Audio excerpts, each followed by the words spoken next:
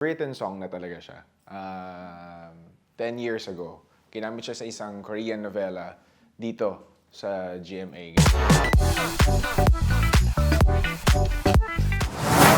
Well, yung Umaasa pa rin talaga, it's a written song na talaga siya. 10 years ago, ginamit siya sa isang Korean novela dito sa GMA. Ginawa siyang OST. And yung original is a rock version.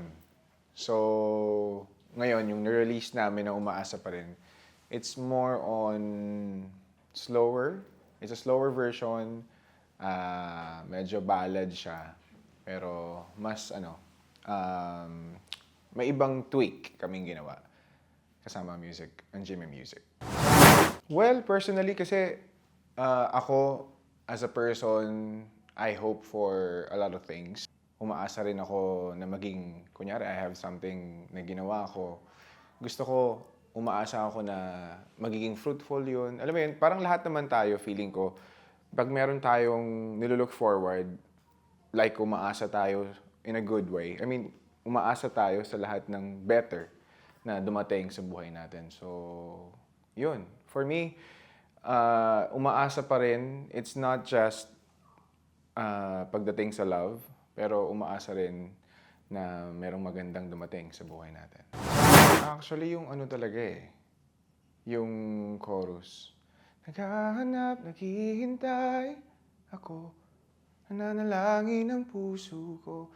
So, yung start ng chorus niya hanggang matapos, it's just mo, lang talaga andun yung pinaka-essence nung the person, or kung sino man yung naririnig, sino man nakikinig dun sa song. Andun yung essence na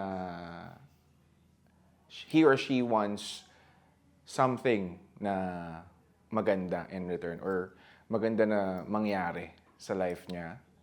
It's either in relationship, or sa buhay niya with her or with his or her family, sa friends niya. Alam mo yun, yung parang just waiting and hoping and maybe, like me, praying na lahat maging okay.